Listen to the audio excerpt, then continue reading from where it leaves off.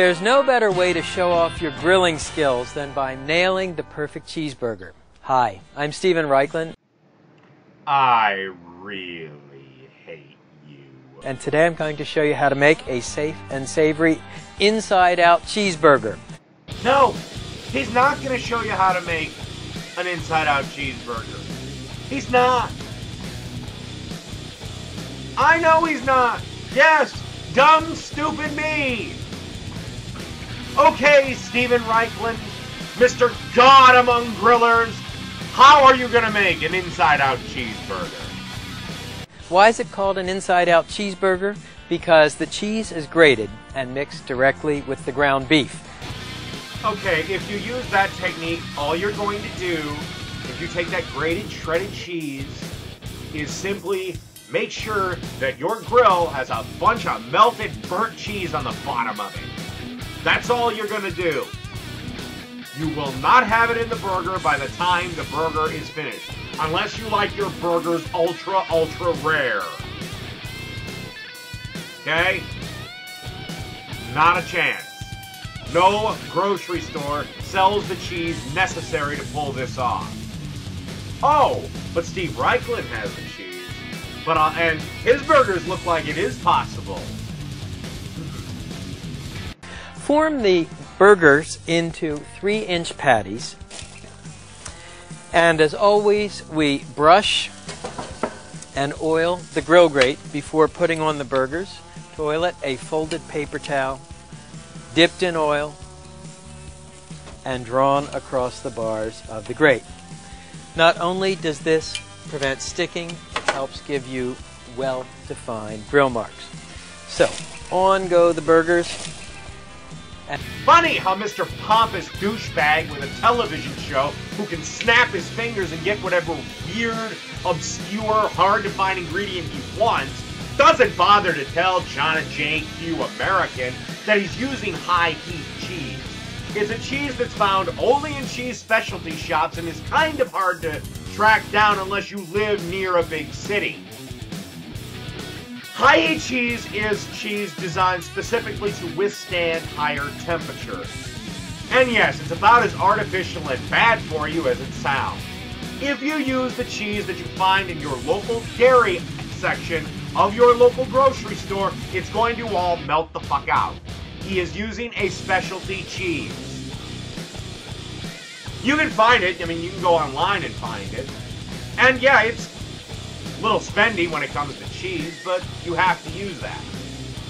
Funny how he doesn't mention that. And you know what? To prove my point, here's a still shot of the last shot. The only way that cheese is staying where it is if it's high heat cheese. Okay, you see how nice the cheese is staying with the burger and they look like they're damn near halfway done? There's only one way to get that, and that is high heat cheese. If you would have had supermarket cheese, the burgers on the right would have no cheese on the top. No cheese. Period. As if that wasn't bad enough, he overcooks the burgers to the point that even the high heat cheese melts the fuck out. I mean, yeah, high heat cheese melts at higher temperatures, but that doesn't mean it's gonna stay in there for goddamn ever. Want proof? Here it is. Insert it through the side of the burger. I don't see any fucking cheese in that motherfucker, do you? It's a cheeseburger like you've never tasted before.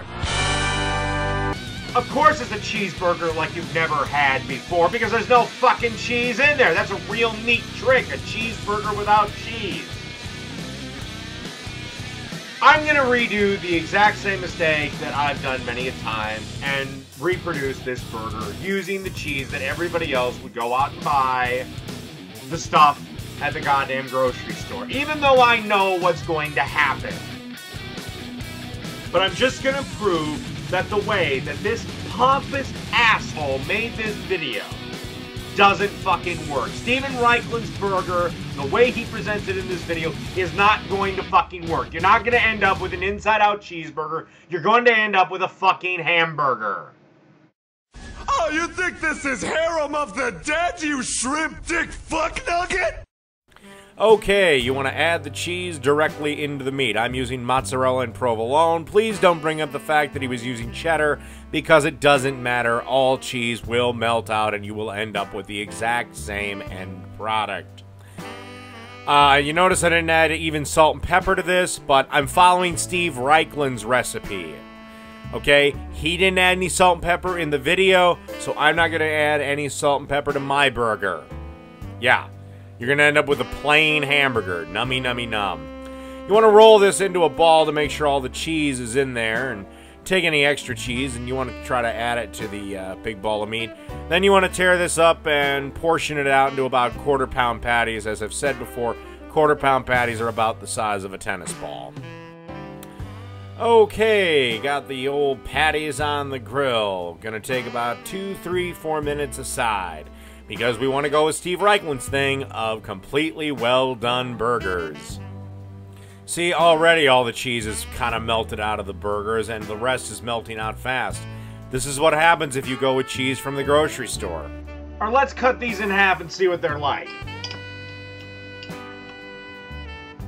I don't see one piece of fucking cheese in there, do you? Not fucking one. That's because without the high heat cheese, it doesn't fucking work. So if you want to build these burgers, fine. But you have to go to a cheese specialty shop and get high heat, low melt, or whatever the fuck you want to call it, cheese. If you use regular cheese, this is what you end up with. Hamburger.